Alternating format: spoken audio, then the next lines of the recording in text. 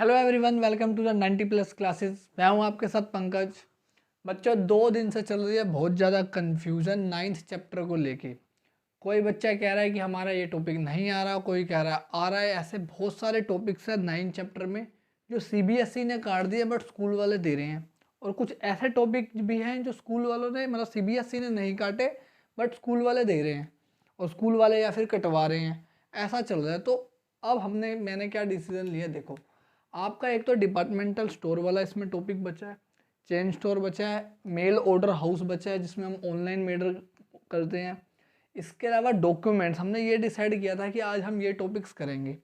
लेकिन इसके अलावा बुक्स में एक दो टॉपिक्स और हैं, जैसे शॉपिंग मॉल क्या होते हैं, और एक शॉपिंग मॉल है, एक डिपार्टमेंटल, जैसे ये स्टोर है वैसे ही डिपार्टमेंटल मार्केट टाइप भी है, सुपर मार्केट टाइप का वो टॉपिक है।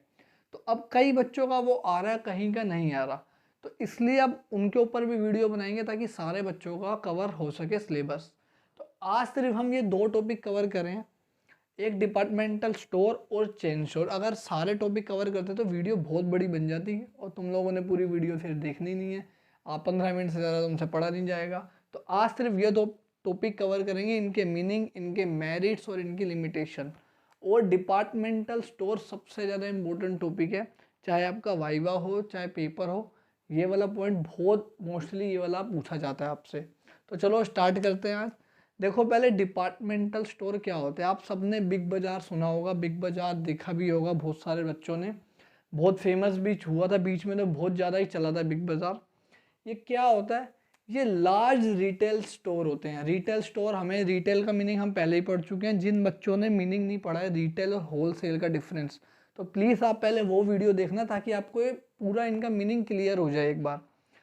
ये लार्ज रिटेल स्टोर होते हैं, बहुत बड़े बड़े स्टोर होते हैं। बिग बाज़ार अगर आपने देखा हो या नहीं भी देखा तो आप नेट पे सर्च करके देखना कितना बड़ा होता है बिग बाज़ार। इनके पास वाइड वैरायटी ऑफ प्रोडक्ट होती है। कंज्यूमर जो प्रोडक्ट यूज़ करता है उसकी वाइड वैरायटी मिलती है इनके पास। हर चीज़, इलेक्ट्रॉनिक, क्लोथिंग, एफएमसीजी प्रोडक्ट, खाने पीने के डेली प्रोडक्ट, क्लोथिंग, कॉस्मेटिक्स, सब कुछ मिल जाता है इनके यहाँ पे, क्योंकि ये बहुत बड़ा स्टोर खोल के बैठे होते हैं। सेपरेट डिपार्टमेंट होते हैं इनके अंडर वन रूफ। अब इसका क्या मतलब है, मान लो मैंने इतना बड़ा बिग बाज़ार खोल लिया, मान लेते हैं 1000-2000 गज में हमने एक बिग बाज़ार खोल लिया। अब मैंने इसको डिवाइड कर दिया कि यहाँ पे इलेक्ट्रॉनिक का सामान मिलेगा, यहाँ पे क्लॉथ मिलेंगे, यहाँ पे खाने पीने का, कुकिंग का, ग्रोसरी का सामान मिलेगा, ऐसे इलेक्ट्रॉनिक का, ऐसे सारे डिपार्टमेंट को अंडर वन रूफ है। तो ये एक ही रूफ, लेकिन अलग अलग डिपार्टमेंट बना दिए। आजकल विशाल मेगा मार्ट है एक, वो भी बहुत चल रहा है। ऐसे ही बहुत सारे इंडिया में हैं अलग अलग कंपनीज के। सेंट्रली लोकेटेड मतलब ये उस एरिया में खोले जाते हैं जो एरिया आपके प्राइम हो। प्राइम मतलब जो फेमस जगह हो, जहाँ पे बहुत ज़्यादा भीड़ हो और इजीली आप जा सको। मतलब जैसे दिल्ली है, तो दिल्ली में ऐसी जगह में खोला जाएगा जहाँ पे सेंट्रली लोकेटेड हो, बीच में पड़े, सबको बराबर पड़े। ऐसे ही दिल्ली तो चलो छोटा है, अगर मैं बड़े स्टेट्स की बात करूँ, पंजाब, हरियाणा, तो उसमें अलग अलग जगह पे बहुत सारे खोले जाते हैं, लेकिन मोस्टली ऐसी जगह पे होते हैं जो फेमस जगह हो। और देखो, ये डायरेक्टली किससे खरीदते हैं, मैन्युफैक्चरर से। हमने मैन्युफैक्चरर पढ़ा था, होलसेलर पढ़ा था और रिटेलर पढ़ा था। तो रिटेलर तो ये खुद है, मैन्युफैक्चरर से ये खरीद रहे हैं। तो इन्होंने कौन सा बंदा एलिमिनेट कर दिया, होलसेलर। जो मिडल मैन था होलसेलर, उनको इन्होंने हटा दिया। इसलिए आपने देखा होगा बिग बाज़ार में बहुत सारी चीज़ें हमें सस्ती मिल जाती है। अगर हम नॉर्मल अपनी शॉप से सामान लें या और कंपैरिजन करें बिग बाज़ार से सेम सामान ले, तो वहाँ पे नई स्कीम भी आती है, ज़्यादा free vouchers, free gift, free product भी मिलते हैं और सस्ता भी मिलता है। क्यों सस्ता मिलता है, क्योंकि वो डायरेक्टली किससे खरीद रहे हैं, मैन्युफैक्चरर से खरीद रहे हैं। प्लस वो बहुत ज़्यादा लार्ज क्वांटिटी में खरीदते हैं। अब इतना बड़ा स्टोर आप चला रहे हो तो एक दो सामान तो रखोगे नहीं, बहुत बड़ा से क्वांटिटी में, लार्ज क्वांटिटी में इन्होंने सामान रखा होता है। इसके बाद centrally purchased but sale of each department decentralised. अब ये समझना, ये इंपॉर्टेंट पॉइंट है। देखो, एक यहाँ पे इलेक्ट्रॉनिक है, एक क्लोथिंग मान लेते हैं, एक फूड आइटम मान लेते हैं और एक ग्रोसरी का मान लेते हैं, और ये पूरा का पूरा एक बिग बाजार है। ठीक है। अब ये जो अपना सामान खरीदेंगे, चाहे वो इलेक्ट्रॉनिक का सामान है, चाहे वो ग्रोसरी सामान है, चाहे क्लोथिंग है, वो आएगी किसके नाम पे, बिग बाजार के ही नाम पे। वो जो बिल बनेगा वो बिग बाजार के ही एक ही एड्रेस के नाम पे बनेगा। लेकिन आगे क्या लिखा हुआ है, sale of each department is decentralised. अब ये जब अपनी सेल करेगा तो इसका बिल अलग कटेगा, इलेक्ट्रॉनिक वाले का बिल अलग कटेगा। जब आपको बिल मिलेगा तो पता लग जाएगा आपने कौन से डिपार्टमेंट से खरीदा है, ये ग्रोसरी डिपार्टमेंट से है, क्लोथिंग डिपार्टमेंट से है, इलेक्ट्रॉनिक डिपार्टमेंट से है। ये जो सेंट्रलाइज्ड और डिसेंट्रलाइज्ड वर्ड है, ये आपने एसी में सुना होगा। जो हमारे घर में एसी होते हैं वो डिसेंट्रलाइज्ड एसी होते हैं। मान लो आपके घर में 3 रूम है, तो एक एक अलग अलग रूम में अलग अलग एसी हैं, सबका अलग अलग कंट्रोल है, अलग अलग रिमोट है। ये तो है नहीं फर्स्ट वाले से सेकंड वाला भी ऑपरेट हो जाए या सेकंड वाले से फर्स्ट वाला ऑपरेट हो जाए, तो अलग अलग होते हैं। लेकिन आपने कई जगह पे जो हमारे रेस्टोरेंट्स होते हैं, पार्टी लॉन्स वगैरह होते हैं, वहाँ पे सेंट्रलाइज्ड एसी होता है। अगर उसने एक बटन दबाया बैंक्स में भी, तो पूरे के पूरे लॉन्च का, पूरे के पूरे बैंक का टेम्परेचर कम हो जाएगा या पूरे के पूरे बैंक का टेम्परेचर बढ़ जाएगा। तो उसको कहते हैं सेंट्रलाइज। जब पावर कुछ हाथों में होती है, एक ही बटन से सारी पावर चल रही है। ये जो वर्ड्स है ना बच्चों, सेंट्रलाइज्ड और डिसेंट्रलाइज, ये 12th में बीएसटी में बहुत बड़ा टॉपिक है आपका। और एक चैप्टर में नहीं, 3 चैप्टर में कम से कम आपको ये टॉपिक आएगा, एक सेकंड और एक 5th 6th चैप्टर में। तो ये बहुत इंपॉर्टेंट टॉपिक है। ये मैंने ना आपका जो मीनिंग है, जो बुक में मीनिंग है, उसको पॉइंट्स में लिख दिया। आप चाहो तो पॉइंट्स में ही लिख सकते हो। मीनिंग वैसे ग्राफ वो आपको पैराग्राफ में ही लिखना चाहिए। फीचर्स, मेरिट या लिमिटेशंस जो हैं वो पॉइंट्स में लिखने चाहिए। तो चलो अब ये तो हमने समझ लिया, अब इसको बुक से पढ़ते हैं जैसे हम डेली करते हैं बुक से। तो देखो बुक्स में क्या लिखा है, स्क्रीन पे आ गया होगा आपके पास। A departmental store is a large retail store offering a wide variety of consumer product classified into well-defined department under one roof. It has separate department for different kind of product. और नीचे कुछ examples दे रखे हैं कि कैसे कैसे इनके product होते हैं, और कुछ नाम भी दे रखे हैं। ये जैसे बिग बाजार मैंने बताया तो ऐसे ये कुछ नाम दे रखे हैं। अब नीचे इसके फीचर्स दिए हुए हैं। अब फीचर्स में एक बात याद रखना, बच्चों को मैंने देखा कभी टेस्ट लो तो वो मान लो उन्होंने मीनिंग लिख लिया और नीचे बोला हुआ है, क्वेश्चन आया define departmental store and its feature. वैसे तो आपकी केस स्टडी आएगी, अगर डायरेक्ट क्वेश्चन आता है केस स्टडी में भी फीचर पूछता है, तो बच्चे क्या कहते हैं, मीनिंग तो हमें याद है लेकिन हमें फीचर्स नहीं आते। तो ये बात याद रखना है, मीनिंग से ही बच्चों फीचर्स बनते हैं। जैसे एक तरह से आप कह सकते हो ये मैंने फीचर्स से ही लिख दिए हैं। जो मीनिंग होता है उसी को ब्रेक डाउन करके ही फीचर्स बनते हैं। अभी देखो आप फीचर्स पढ़ोगे तो आपको ऐसा लगेगा ये तो हम मीनिंग को ही ब्रेक डाउन करके पॉइंट्स बना रहे हैं। देखो पहला फीचर क्या है, departmental store provide various services and facilities such as rest room, telephone booth, free home delivery, restaurant, travel and information वगैरह। ये कुछ वो हैं जो ये सर्विसेज हमें अलग से प्रोवाइड कराते हैं। इतना बड़ा स्टोर होता है तो वहाँ पे बहुत सारी सर्विसेज होती है। Second, they are centrally located in the heart of the city. यही हमने यहाँ पे देखा कि ये ऐसी जगह पे होते हैं जो फेमस जगह हो, बहुत पॉपुलर हो। They cater to a large number of customer. ऐसी जगह पे क्यों बनाए जाते हैं, क्योंकि large number of customer attract हो सके, ज़्यादा से ज़्यादा लोग वहाँ पे आए और बड़ी जगह भी मिल पाए हमें। इसके बाद आगे फीचर्स में देखो, a departmental store purchase goods from directly from manager. Manufacturer से ये डायरेक्टली गुड्स खरीदता है। Therefore it eliminates middleman, और ये मिडलमैन को एलिमिनेट कर देता है। In department store the purchase are made centrally by the purchase department. एक परचेज डिपार्टमेंट होता है, वो ही सारा का सारा सामान खरीदेगा। Whereas the sales of each department are decentralise, और सेल अलग अलग डिपार्टमेंट की अलग अलग होती है। Fifth, as the size of the department store is very large, they are generally formed as a joint stock company. Joint stock company आपने अपने सेकंड चैप्टर में बीएसटी में पढ़ा होगा। वही है कि ये अकेला पर्सन नहीं बना पाता, तो बहुत बड़ी बड़ी कंपनियां होती हैं, उन्होंने ये खोला होता है, क्योंकि जगह ही इतनी बड़ी लेनी पड़ती है। अगर आप रेंट में भी लो तो उसका रेंट ही करोड़ों में होता है, और प्लस रेंट के अलावा चलाने के लिए इतने सारे आपको एम्प्लॉयज़ चाहिए, कस्टमर चाहिए, प्रमोशन करना है, तो बहुत ज़्यादा पैसा लगता है और वो एक कंपनी ये अफोर्ड कर पाती है। आगे क्या लिखा हुआ है, manage by the board of director, there is an managing director assist by the general manager and several department manager. एक हेड होता है, मैनेजिंग डायरेक्टर होता है, फिर जनरल मैनेजर होता है, फिर अलग अलग डिपार्टमेंट के अलग अलग हेड होते हैं। इलेक्ट्रॉनिक का अलग, क्लोथिंग का अलग, ग्रोसरी का अलग, ऐसे सबके अलग अलग डिपार्टमेंट होते हैं। तो ये थे इसके फीचर्स। अब आ जाते हैं इसके मेरिट्स एंड डीमेरिट्स में, मतलब लिमिटेशंस में। देखो अब इसका जो सबसे पहला एडवांटेज दे रखा है, एडवांटेज और मेरिट एक ही बात है, कंफ्यूज मत होना। Attract large number of customers, ये हमने अभी देखा कि ये बहुत ज़्यादा कस्टमर को अट्रैक्ट करता है, क्योंकि ऐसी प्लेस पे होता है जहाँ पे बहुत लोग डेली ही आते हैं, ट्रैवल करते हैं, इसके आसपास से जाते हैं। इसके बाद कन्वीनियंस इन बाइंग। अब क्या कन्वीनियंस है, आपको पूरे मंथ का अपना सामान लेना है, चाहे वो इलेक्ट्रॉनिक हो कुछ भी हो, आपने एक ही स्टोर में जाना है, एक ही बार जाना है और आपको सब कुछ मिल जाएगा। आपको बार बार अलग अलग जगह जाने की ज़रूरत नहीं पड़ेगी। तो ये एक बहुत बड़ा बेनिफिट होता है ऐसे स्टोर्स का। सेकंड पॉइंट के बाद अब थर्ड पॉइंट पे आते हैं, अट्रैक्टिव सर्विसेज। अब ये बहुत सारी सर्विसेज भी देते हैं हमें, जैसे अभी लिखा था पीछे भी कि होम डिलीवरी दे रहे हैं, रेस्ट रूम भी देते हैं, टेलीफोन ऑर्डर्स भी देते हैं अगर आप ऑर्डर करना चाहो, टेलीफोन बूथ भी होते हैं, क्रेडिट फैसिलिटी, रेस्टोरेंट्स भी खोले होते हैं इन्होंने, ताकि अभी बंदा इतनी दूर से आया है, इतनी शॉपिंग करने के लिए आया है, कई बार बहुत भीड़ भी होती है, तो वहाँ पे वो रेस्ट भी कर सके और अपना खाना वगैरह भी देख सके।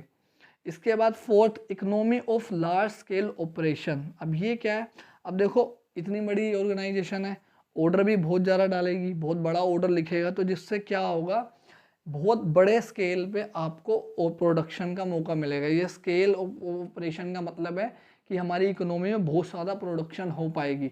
अगर सिर्फ एक ही डिपार्टमेंटल स्टोर की बात करें ना, अगर सिर्फ ये एक डिपार्टमेंटल स्टोर जितना ऑर्डर कर रहा है, इतने मिला के 50 रिटेल स्टोर भी ऑर्डर नहीं कर पाती। तो आप समझ सकते हो कि एक डिपार्टमेंटल स्टोर 50 टाइम्स होता है एक नॉर्मल गली की शॉप का। ये भी मैंने हो सकता है कम बोल दिया हो, अगर बिग बाज़ार की बात करूँ तो और भी ज़्यादा है। तो ये बहुत ज़्यादा इकोनॉमी को फ़ायदा मिलता है इनसे, क्योंकि प्रोडक्शन बहुत ज़्यादा मिलती है। लास्ट है प्रमोशन ऑफ सेल्स। यहाँ पे प्रमोशन भी बहुत ईजिली हो जाता है आपका, क्योंकि अगर आपने इलेक्ट्रॉनिक, मान लो कोई पर्सन आया है जिसने सिर्फ क्लोथिंग लेनी है, लेकिन आपने इलेक्ट्रॉनिक का भी वहाँ प्रमोशन कर रखा है, एडवर्टीजमेंट लगा रखी है, अगर वो इस डिपार्टमेंट से जाएगा तो इलेक्ट्रॉनिक की भी अपने यहाँ प्रमोशन हो गई। और इतने बड़े स्केल में प्रमोशन होती है इनकी, बाहर इन्होंने बहुत सारे कह सकते हैं एडवर्टाइजमेंट के लिए बोर्ड्स लगाए होते हैं, या लोग खड़े करे होते हैं अलग अलग उसमें कॉस्ट्यूम वगैरह में। तो ये भी एक बहुत अच्छा ऑप्शन होता है आपका सेल्स का, प्रमोशन करने का। अब इसकी लिमिटेशन देखो, पहली लिमिटेशन है लैक ऑफ पर्सनल अटेंशन। अब देखो इतना बड़ा स्टोर है, अगर सिर्फ इलेक्ट्रॉनिक की ही बात करें तो वहाँ पे बहुत बड़ा स्टोर होता है, मतलब 100-200 फ्रिज पड़े हैं, 100-200 मशीन्स पड़ी हैं, एसीज पड़े हैं, तो और एम्प्लॉय कितने होंगे हैं, 10-15। अब अगर ज़्यादा भीड़ आ जाए तो पर्सनल एक पर्सन को पर्सनल अटेंशन नहीं मिल पाती। खुद ही प्रोडक्ट हम देखते रहते हैं, उठाते रहते हैं, या कभी पूछना होता तो कभी सब पर्सन एम्प्लॉयज़ बिजी होते हैं। तो ये एक थोड़ी सी लिमिटेशन आ जाती है, इतने बड़े स्केल पे ऑपरेट करने के लिए बहुत लोगों की ज़रूरत होती है, तो ये थोड़ा सा इसमें प्रॉब्लम आ सकती है। सेकंड है high operating cost. Operating cost क्या होती है कि ऑर्गेनाइजेशन को चलाने के लिए जो हमें पैसा लगाना है, जो हमें ऐसा पैसा चाहिए जो जिसके बिना बिजनेस चल ही नहीं सकता, तो इतनी बड़ी ऑर्गेनाइजेशन को चलाने के लिए हमें बहुत ज़्यादा हाई ऑपरेटिंग कॉस्ट चाहिए। देखो ये पॉइंट पढ़ते हैं, due to many services provided by the store to their customers the operating cost is high. High operating cost increase the price of goods and hence this store are not attractive for the lower income of group. अब जो lower income वाले group है उनके लिए यहाँ पे जाना थोड़ा मुश्किल हो जाता है, क्योंकि कभी कभी किसी चीज़ के प्राइस हाई होते हैं, क्योंकि आपको वो फैसिलिटी भी दे रहे हैं, पार्किंग फैसिलिटी भी देते हैं ये, और वहाँ पे गार्ड सिक्योरिटी बहुत कुछ होता है, तो उनकी कॉस्ट भी हमसे रिकवर करेंगे। इसके बाद हाई पॉसिबिलिटी ऑफ लॉस हो सकता है, क्योंकि इनके लिए अब इतना बड़ा शॉप है तो इनको स्टॉक मतलब इन्वेंट्री भी बहुत ज़्यादा रखनी पड़ती है, बहुत बड़ी इन्वेस्टमेंट करनी पड़ती है। अब मान लो अगर कोई डिपार्टमेंटल स्टोर जस्ट कोरोना से पहले खुला था, तो 2 साल तो वो बेचारा स्टोर बंद ही रहा होगा। अब इनमें इन्वेस्टमेंट होती है 10-10, 15-15, 20-20 करोड़ रुपए की, तो इतना बड़ा स्टॉक, इतना बड़ा पैसा, 2 साल तक पैसा नहीं आया। अब स्टॉक पड़ा हुआ है, या तो मोस्टली स्टॉक 2 साल में ख़राब हो जाएगा, अगर खाने पीने की चीज़ें बिस्किट्स एंड नमकीन्स ये तो 2 साल में एक्सपायरी हो जाएगी हमारी, तो बहुत बड़ा लॉस हो सकता है अगर आप ऐसा स्टोर खोलते हो। इसलिए हमने फीचर्स में देखा था कि मोस्टली ये कंपनियां ही खोलती है। इसके बाद इनकन्वीनियंस लोकेशन। अब जो लोकेशन होती है वो सेंट्रली लोकेटेड है, लेकिन अगर आप थोड़े बैकवर्ड एरिया में रहते हो या सेंट्रली लोकेटेड एरिया से दूर रहते हो और आपको इमीडिएटली कोई सामान चाहिए तो आप नहीं जा सकते। अब मेरे घर में गेस्ट आ गए, एकदम से कुछ सामान लेना है, रिटेल शॉप में तो हमने देखा था वो गलियों में ही है, एकदम से जाएंगे और लेके आ जाएंगे। लेकिन अगर मैं डिपार्टमेंटल स्टोर में जाऊँगा तो फिर तो मेरे को स्पेशली इतनी दूर जाना पड़ेगा एक सामान के लिए, जितने का सामान नहीं है उससे ज़्यादा तो मेरी पेट्रोल की कॉस्ट आ जाएगी। तो ये भी एक इसका डीमेरिट होता है। ये हो गया आपका डिपार्टमेंटल स्टोर का टॉपिक ख़त्म। अब स्टार्ट करते हैं अपना चेन स्टोर। चेन स्टोर क्या होता है, जैसे हम चेन पहनते हैं, चेन कैसे होती है, ऐसे जुड़ी हुई होती है, आपने देखा हो ऐसे हमारी चेन होती है जुड़ी हुई, सारे जो उसके पार्ट्स होते हैं वो सिमिलर होते हैं आपस में। तो ऐसे ही जो स्टोर सिमिलर होते हैं, जैसे एग्जांपल देता हूँ आपका मैकडी, मैकडोनल्ड, डोमिनोस, बाटा, और कोई स्टोर लोग कोई किसी भी का बर्गर किंग ले लेते हैं। इन सब में आपने कॉमन बात लिखी हुई, इसमें तो कोई ना कोई ऐसा ज़रूर होगा जिसमें आप गए हो। इनकी सबकी डेकोरेशन सेम होती है। जो पॉलिसी एक ब्रांच में होगी वही सेम पॉलिसी दूसरी ब्रांच में, सेम प्राइस दूसरी ब्रांच में, सेम डिस्काउंट दूसरी ब्रांच में होगा। यहाँ तक कि डेकोरेशन भी सेम होगी पूरी की पूरी। अगर वहाँ पे रेड कलर है तो वहाँ भी रेड होगा, अगर वहाँ पे ब्लू है तो वहाँ भी ब्लू होगा। तो देखो ये क्या होता है, ये लोकेटेड इन डिफरेंट पार्ट्स होते हैं। ये तो है कि पूरी दिल्ली में एक होगा, हरियाणा में 2 हो जाएंगे, 5 हो जाएंगे, 10 हो जाएंगे, राजस्थान में 5, जयपुर में 1, ऐसे अलग अलग होंगे, एक सिटी में एक होगा। लेकिन ये एक सिटी में 10-15 ऐसे होते हैं। ये छोटे स्टोर होते हैं और डिफरेंट पार्ट्स में लोकेटेड होते हैं, owned and operated by same owner. इनका ओनर सेम ही होता है। इनका जैसे मैकडी है, मैकडी का ओनर एक ही है, उसने आगे फ्रेंचाइजी दे रखी है अलग अलग लोगों को। अगर मैं भी अगर आज चाहूँ कि मैं डोमिनोज खोलना चाहता हूँ तो मुझे डोमिनोज जो फर्स्ट डोमिनोज था, जो सबसे पहला मेन ओनर है, उससे फ्रेंचाइजी लेनी पड़ेगी, उसको कुछ पेमेंट देनी पड़ेगी, और जो रूल्स उन्होंने बनाए होंगे वो रूल्स मेरे को मानने ही पड़ेंगे, क्योंकि इनके जो रूल्स होते हैं वो सेम होते हैं एकदम। All store are controlled by the head office. एक इनका हेड ऑफिस होता है मेन, जो भी फर्स्ट खुला होगा ओनर का, जो ओनर संभाल रहा होगा वो इनका हेड ऑफिस होगा। जो रूल जो पॉलिसी वहाँ से आएगी वो बाकी सारे के सारे पार्ट्स में जो शॉप्स हैं उनको फॉलो करनी पड़ेगी। और all store have same decoration, layout, display. Same display होती है, सेम लेआउट होता है, सेम डेकोरेशन होती है। ऐसा नहीं लगेगा आपको कि हम कहीं और आ गए हैं, बिल्कुल सेम फील आएगा। Specialise in one line of business, ये इंपॉर्टेंट है। डिपार्टमेंटल स्टोर में क्या था, ये हर तरह का प्रोडक्ट रख रहे हैं, इलेक्ट्रॉनिक भी, क्लॉथ भी, ग्रोसरी भी, स्टेशनरी भी, सब कुछ रखते हैं। लेकिन जो चेन स्टोर होते हैं ये सिर्फ एक प्रोडक्ट की स्पेशलाइज होती है। जैसे मैकडी है सिर्फ फास्ट फूड मिलेगा, डोमिनोज है सिर्फ पिज़्ज़ा मिलेगा, बाटा की शॉप्स में सिर्फ आपको शूज़ मिलेंगे, बर्गर किंग में सिर्फ आपको मोस्टली बर्गर मिलेगा या फिर वही खाने पीने की चीज़ें मिलेगी। तो जो चेन स्टोर होते हैं ये एक सिंगल प्रोडक्ट में ही काम करते हैं, उसी में इनकी स्पेशलाइजेशन होती है। अब देखो इसका भी मीनिंग पढ़ते हैं बुक में से कि चेन स्टोर का मीनिंग क्या है, लाइन बाय लाइन देखते हैं। हाँ देखो, चेन स्टोर और मल्टीपल शॉप्स, अब इसका नाम याद रखना, एक और मल्टीपल शॉप्स भी इसका नाम होता है। Are network of retail shop stabilise in locality spread in a different part of a country. These are owned and operated by the same organization and having identical merchandise strategy with identical product and display. अलग अलग location में है, same ही owner होता है, एक ही organisation होती है जो कंट्रोल कर रही होती है, सबकी पॉलिसी भी सेम होती है, आइडेंटिकल प्रोडक्ट होते हैं, डिस्प्ले भी बिल्कुल सेम होती है, और प्लान भी, स्ट्रेटेजी भी इनकी बिल्कुल सेम होगी। अगर कोई दिल्ली में है 20% दिल्ली के किसी पार्ट में है जो 20% डिस्काउंट दे रहा है, तो वेस्ट दिल्ली में भी सेम देगा, साउथ दिल्ली में भी सेम देगा। ऐसा नहीं होगा कि चेंज चल रहा हो। इसके बाद ये कुछ एग्जांपल दे रखे हैं, देखो मैकडी, रेमंड्स, लाइन फ्रेश, नरूलास, बाटा, डीसीएम, ये कुछ एग्जांपल्स हैं। अब इसके फीचर्स पे आते हैं। Multiple shops are located in fairly populous locality. अब ये कहाँ पे होते हैं, अलग अलग जगह पे जहाँ पे पॉपुलेशन आती हो, बहुत ज़्यादा हो, ऐसा नहीं कि सेंट्रलाइज्ड हो। जैसे दिल्ली की बात करूँ तो डीयू का इलाका है, वहाँ पे बहुत सारी शॉप्स होती हैं। ऐसे ही फिर लक्ष्मी नगर हो गया, ये हो गया, अलग अलग एरिया में होते हैं। Where sufficient number of customer can be approach, जहाँ पे इतने, इससे कंपैरिजन में चाहे कम आए लेकिन इतने लोग तो आ सके कि हमारी सफिशिएंट सेल हो सके। इसके बाद second, the manufacturing procurement of merchandise is centralised at the head office from where the goods are transfer to all the branches. अब याद रखना, आपको एक एग्जांपल देता हूँ। आप डोमिनोज के किसी भी ब्रांच में चले जाओ आपको सेम टेस्ट मिलेगा, मैकडी की किसी भी ब्रांच में चले जाओ मोस्टली आपको सेम मिलेगा।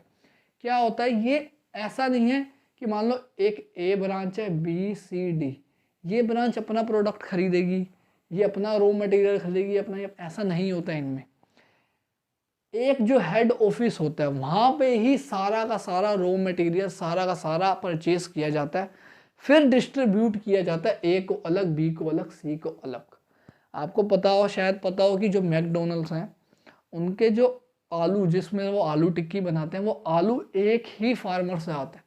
शायद वो इंडिया से बाहर से आता है, इंडिया से आता भी नहीं है, कभी भी वो दूसरे वाले से नहीं लेते, भले ही उनको शॉर्टेज आ जाए, क्योंकि वो दूसरे से लेंगे तो उनको ये होता है कि टेस्ट में फिर चेंज आ जाएगा, और फूड की आइटम है तो टेस्ट का ही वहाँ पे सारा खेल है।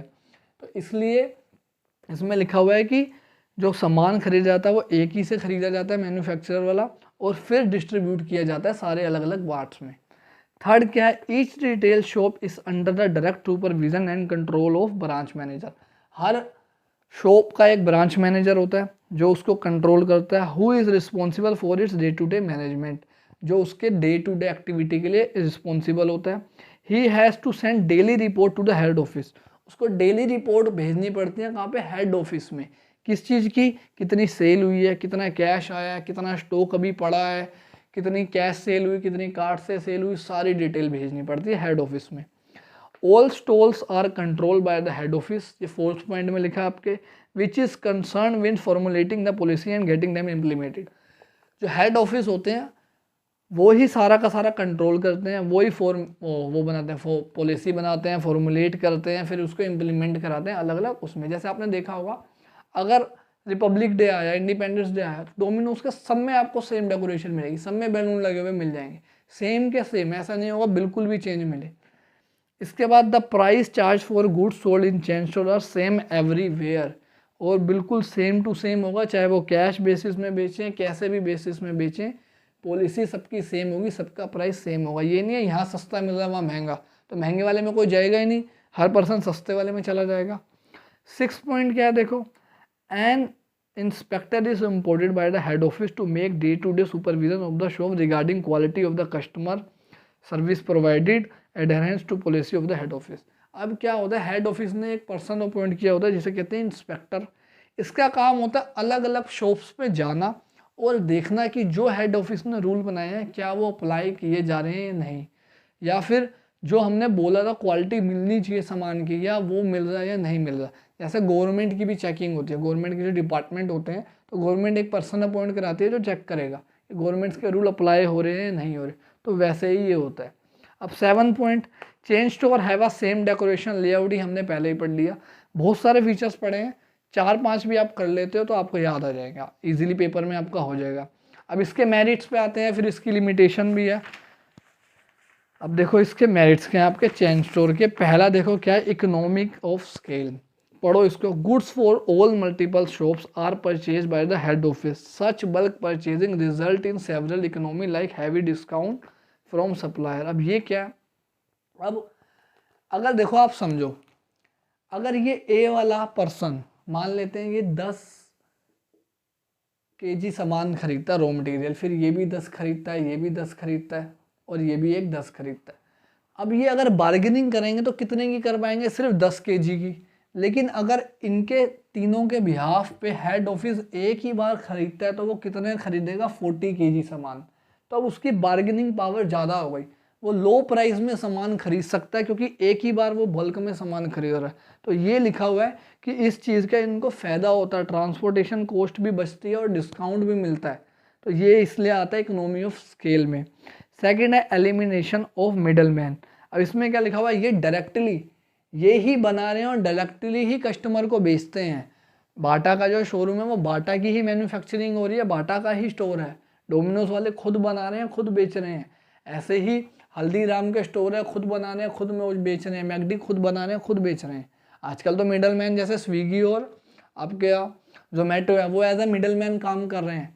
आजकल डोमिनोज का पिज़्ज़ा आप उनसे मंगा सकते हो, मैकडी से कोई सामान मंगा सकते हो, तो वो आपको चार्ज ज़्यादा लेते हैं। लेकिन अगर आप डायरेक्टली इनके पास जाते हो मिडल मैन नहीं होता, जिसकी वजह से आपको प्रोडक्ट भी सस्ता पड़ता है। इसके बाद थर्ड पॉइंट है लो कॉस्ट। अब लो कॉस्ट क्या है, एक तो ये सेंट्रलाइज परचेज कर रहे हैं, एक ही बार परचेज हो रहा है, मिडल मैन नहीं है, चेन स्टोर है, छोटे स्टोर होते हैं इनके लेकिन सेल्स बहुत अच्छी होती है इनकी। तो उसकी वजह से भी इनकी लो कॉस्ट होती है। No bad debts, no bad debts क्यों है? ये कैश बेसिस पे ही सामान बेचते हैं, कभी भी यहाँ पे आपको उधार में सामान नहीं मिलेगा, आपको पहले ही पेमेंट करनी पड़ेगी तभी आपको सामान मिलेगा। Next fifth, transfer of goods, the goods not in demand in one branch can be transfer to other branch where it is demanded. मान लेते हैं शूज़ की बात है, शूज़ की शॉप है, बाटा का ही एग्जांपल लेते हैं।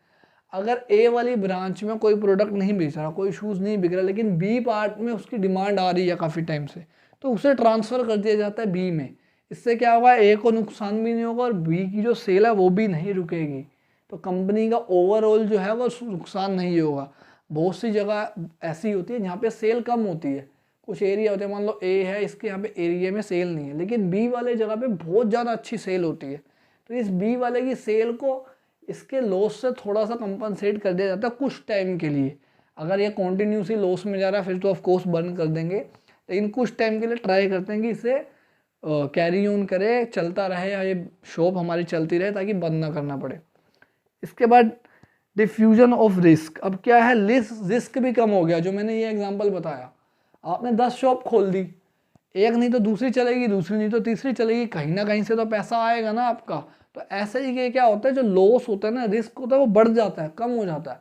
अब डिपार्टमेंट स्टोर में एक ही बार ये नहीं चला तो कोई भी नहीं आएगा, सबका नुकसान हो जाएगा, लेकिन इसमें ऐसा नहीं होता बहुत जगह। अब जैसे हमारे यहाँ पे दिल्ली में जो जीटीबी नगर वाला डोमिनोज है, उनकी सेल्स बहुत ज़्यादा है, लेकिन अगर यही कुछ ऐसी जगह पे डोमिनोज आपने देखा होगा जो खाली भी रहता है, लेकिन कैंप में जाओ आपको आधा आधा घंटा, जीटीबी नगर में जाओ आधा आधा घंटा वेट करना पड़ता है। तो अलग अलग एरिया के अकॉर्डिंग भी होता है ये। इसके बाद देखो फ्लेक्सिबिलिटी होती है। फ्लेक्सिबिलिटी कैसे, ये शॉप नहीं चल रही, बंद कर दी, इसके अलावा किसी और थर्ड एरिया में शॉप खोल दी, ये नहीं चल रही तो इसको बंद कर दी, या ये अच्छी चल रही है तो इसको थोड़ा बड़ा कर दिया। तो ये फ्लेक्सिबिलिटी इसमें मिलती है। अब आ जाओ इसकी लिमिटेशन में, लिमिटेड सिलेक्शन ऑफ गुड्स। अब क्या है यहाँ पे, आप मैकडी में जाओगे तो आपको जो मैकडी बेच रहा है सिर्फ वही मिलेगा, डोमिनोज में जाओगे तो सिर्फ पिज़्ज़ा ही मिलेगा। अब डिपार्टमेंट हॉल में तो अगर आप बड़ी जगह पे जाते हो हो सकता है बहुत सारे रेस्टोरेंट मिल जाए, खाने की चीज़ें बहुत सारी मिल जाए, लेकिन इनमें हमने पढ़ा था ये सिंगल लाइन वन प्रोडक्ट बेचते हैं बस। बाटा सिर्फ शूज़ ही बेचेगा, चप्पल शूज़ और कुछ नहीं मिलेगा। अगर मेरे को कपड़े लेने हैं किसी और स्टोर में जाना पड़ेगा, तो ये इसमें प्रॉब्लम होती है। सेकंड पॉइंट है लैक ऑफ इनिशिएटिव। अब ये देखो, ये अच्छा पॉइंट है। The employees managing the chain store have to follow the instruction receive from the head office. This make them habitual of looking up to the head office for the guidance on all matters and takes away the initiative from them to use their creative skills. मान लो कोई employee है, आपका shop है, आपका एक ऐसा chain store है, आपकी एम्प्लॉई, आप कहीं पे मान लो काम कर रहे हो, आप मैनेजर हो, ब्रांच मैनेजर, आपके यहाँ पे कोई प्रॉब्लम हो गई, सर्टेन कुछ भी हो गया, अब आपके पास उसको प्रॉब्लम को सोल्व करने का बहुत अच्छा आइडिया आया, लेकिन आप फिर भी चाह के नहीं कर सकते। आपको पहले हेड ऑफिस से अप्रूवल लेना पड़ेगा। हेड ऑफिस आपको या तो खुद सोल्यूशन देगा एक, या फिर वो आपके ऊपर छोड़ देगा। अगर आपके ऊपर वो कह देता है कि आप अपने आप इसको मैटर को सोल्व करो, तो आप अपना सोल्यूशन लगा सकते हो।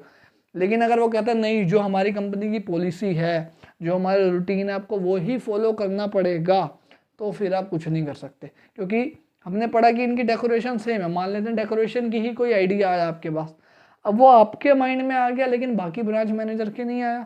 अब आपकी शॉप्स अलग अलग है, वो लोग नहीं सेटअप कर पा रहे वैसा जैसे आप डेकोरेट कर पा रहे हो, तो ये एक बहुत बड़ी प्रॉब्लम यहाँ पे आ जाएगी। इसके बाद third point, lack of personal touch. अब इसमें भी देखो, the multiple shops are manage by the branch managers who are paid employees and not owners. अब देखो, मेरी शॉप है, मैंने एक यहाँ पे दिल्ली में शॉप खोली, उसे मैं ही संभालता हूँ, मैं ही चला रहा हूँ, लेकिन मेरा बिजनेस बढ़ गया, ग्रो हो गया, तो मैंने एक और दिल्ली से बाहर शॉप खोल दी। अब या तो मैं यहाँ प्रेजेंट रहूँगा या वहाँ पे प्रेजेंट रहूँगा। मेरी ब्रांच है, वहाँ पे मैंने एम्प्लॉयज़ रखे हुए हैं। अब एम्प्लॉयज़ को क्या फ़र्क पड़ रहा है, पैसा डूबेगा तो मेरा जाएगा ना, उनकी जॉब जाएगी। अगर वो परेशान होंगे, फ्रस्ट्रेटेड होंगे, काम करेंगे ही नहीं। तो ये एक बहुत बड़ी प्रॉब्लम आ सकती है कि अगर आपका खुद का पैसा नहीं लगा हुआ तो आपको लॉस हो सकता है। तो इसमें देखो क्या है, they may not take personal interest in each and every customer. वो कहेंगे यार खरीद तो रहा है नहीं, सामान हटाओ, इसे बोल दो सामान नहीं है, नुकसान हमारा नहीं हो रहा, हमें तो फिक्स सैलरी मिलनी है, कंपनी देखेगी अपने आप। तो ये एक बहुत बड़ी प्रॉब्लम आ सकती है इसमें। फोर्थ है problem of change in demand. The management has to bear the huge loss when the demand for their goods falls rapidly. This is because large amount of stock lying unsold at the central department. अब देखो, मान लो आपने सामान खरीदा, head office में बहुत सारा सामान आ गया, सारी ब्रांच में अपना सामान भेज दिया. अब एकदम से डिमांड चेंज हो गई मार्केट में, आपका प्रोडक्ट खरीद ही नहीं रहा कोई, तो आपको बहुत बड़ा लॉस हो सकता है. क्योंकि आप तो सारे स्टोर में सेम ही सामान बेच रहे हो. अगर एक जगह पे स्टोर पे लॉस होगा तो दूसरे स्टोर में भी सेम सामान बेच रहे हो, तो वहाँ पे भी कोई नहीं खरीदेगा.